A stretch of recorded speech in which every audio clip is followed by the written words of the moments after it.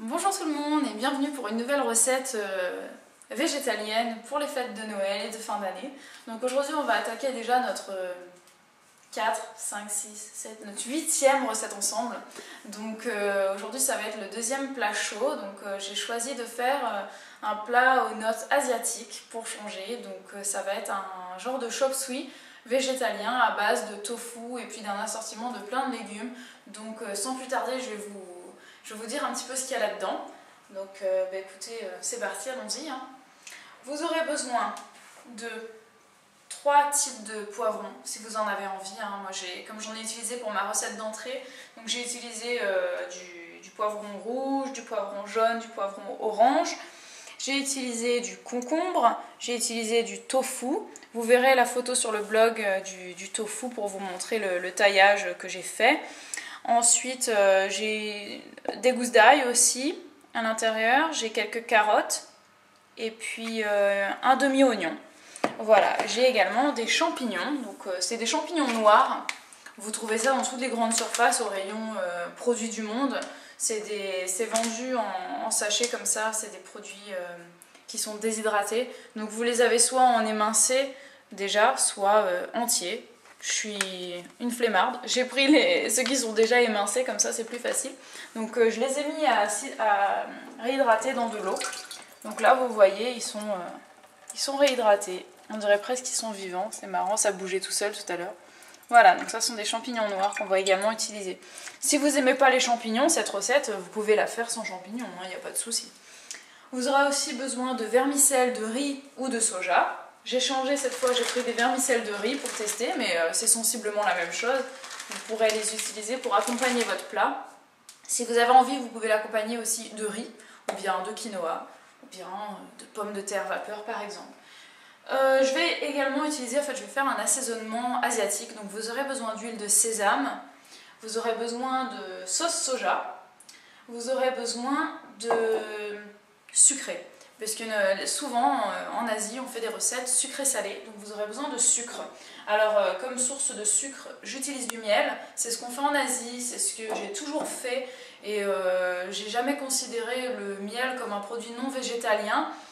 Si quand bien même c'était votre cas, dans ce cas-là vous pouvez par exemple remplacer le miel par du sucre tout simplement. Et si vous n'aimez pas le sucré salé, vous mettez pas de sucre tout simplement et vous gardez le salé avec la sauce soja. Donc ce que vous allez faire, vous allez prendre un grand saladier ou alors un grand plat en verre, en pyrex, et vous allez mettre tous vos ingrédients à l'intérieur. Bien taillés, bien finement. Je vous donnerai le détail de tous les ingrédients et des quantités sur le blog comme d'habitude. Le lien sera dans la barre d'infos. Et puis vous allez pouvoir commencer votre assaisonnement. Donc on va commencer tout de suite par la sauce soja. Vous allez en mettre... Je ne vous dis pas de quantité, vous mettez en fonction de vos goûts. Moi j'en mets, je pense que ça doit être à peu près 3 bonnes cuillerées à soupe. Ensuite vous allez poivrer. C'est pas la peine de saler tout de suite parce que la sauce soja c'est salé. Donc vous verrez au fur et à mesure vous allez goûter pendant la cuisson pour voir si la quantité en sel est suffisante et sinon vous rajouterez un petit peu de sel. Donc vous allez prendre une cuillère à café de miel. Voilà, ou alors une cuillère à café de sucre, bien sûr. Voilà, vous allez mettre 2 cuillerées à café d'huile d'olive.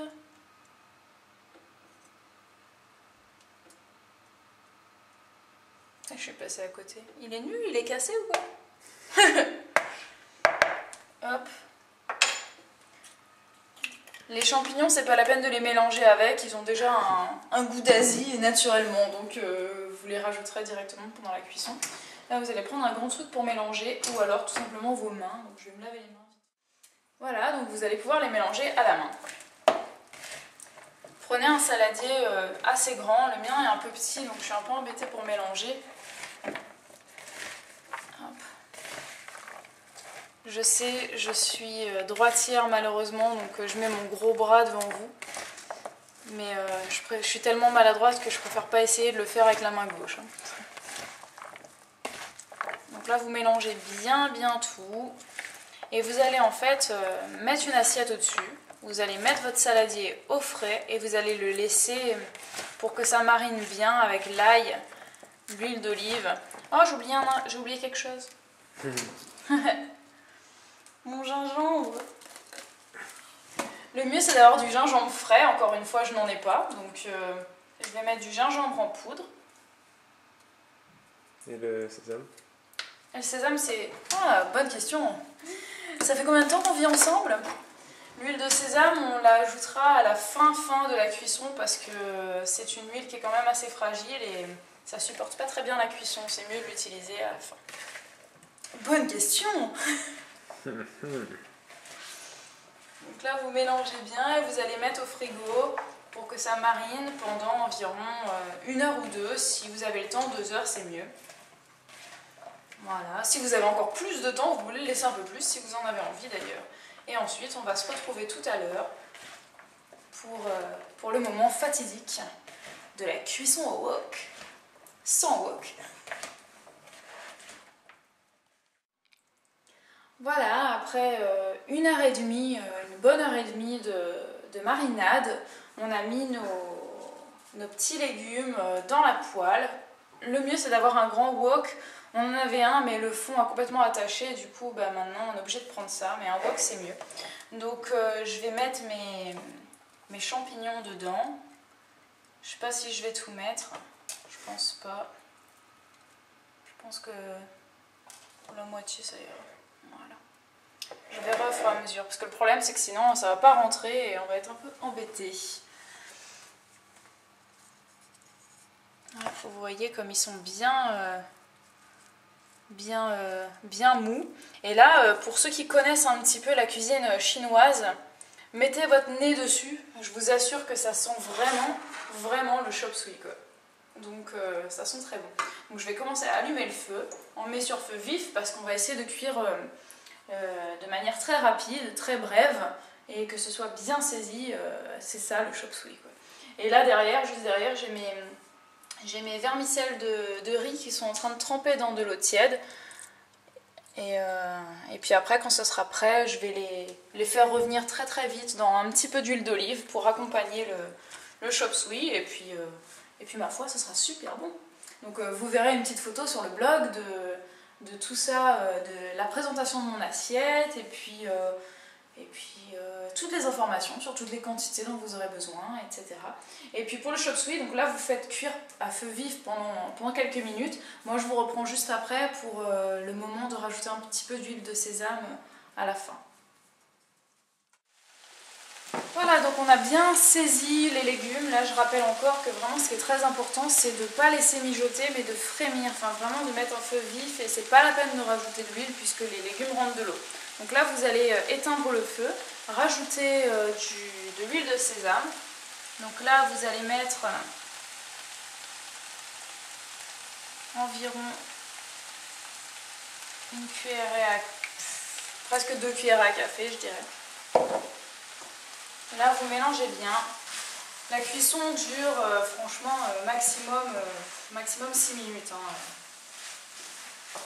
Parce que les légumes doivent bien rester croquants. Donc là vous mélangez bien. Et puis vous pouvez commencer votre dressage. Un chop suey ça se fait vraiment en dernière minute. Parce que c'est quelque chose qui est mangé chaud, croquant, au sortir du feu quoi. Faut pas le laisser traîner sur la table. Vous avez qu'à faire votre marinade à l'avance, et puis au moment du service, bam, vous passez ça vite fait dans votre wok sur le feu. Ça prend 6 minutes quoi, et puis c'est prêt. Voilà, donc moi je vais peut-être vous montrer vite fait comment je prépare mes vermicelles de riz. Et puis voilà, je vais ranger ça, puis je vous retrouve après. Voilà, donc à peu près environ 7 minutes de trempage de mes vermicelles de riz dans de l'eau tiède. J'attaque la cuisson, enfin la cuisson, ils sont déjà cuits en fait, c'est juste j'attaque la friture entre guillemets. Donc vous allez prendre une poêle ou un wok, vous pouvez garder le même, j'ai gardé le même, c'est inutile de faire de la vaisselle en plus. Vous allez mettre environ une cuillère à soupe d'huile d'olive ou d'huile de votre choix. J'aime pas utiliser l'huile d'olive, je l'ai déjà dit, pour faire de la friture quoi, mais là j'ai pas le choix, j'ai que ça. Donc voilà, vous mettez à chauffer sur feu vif, et puis vous allez pouvoir prendre vos vermicelles de soja ou de riz. Moi c'est du riz en l'occurrence, je l'ai déjà dit.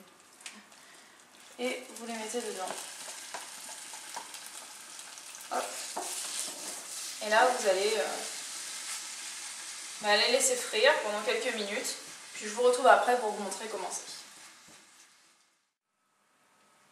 Voilà, les vermicelles de soja, enfin de riz, sont enfin cuits, donc voilà, la casserole est prête, il n'y a plus qu'à faire un dressage, donc je pense que nous on va accompagner ça avec un petit rougail de tomates puisqu'il nous en reste d'hier, et si ça vous intéresse, de toute façon la recette est déjà sur le blog et je vous la mettrai dans l'article, dans la barre d'infos.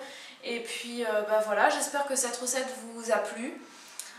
Que ça vous a donné envie de l'essayer, ça vous a donné des idées pour les fêtes, et puis n'hésitez pas à me laisser des commentaires, à réagir par rapport à ça si vous avez des questions, si vous avez des conseils à me donner, si vous voulez apporter des modifications à la recette. Si vous l'essayez, que vous trouvez que c'est bon, dites-le. Si vous l'essayez, que vous trouvez que c'est dégueu, dites-le aussi. Et puis voilà, c'est tout ce que j'avais à vous dire. J'espère que je vous retrouverai dans plein d'autres vidéos. Et puis je vous dis à demain pour le début des desserts. Ciao!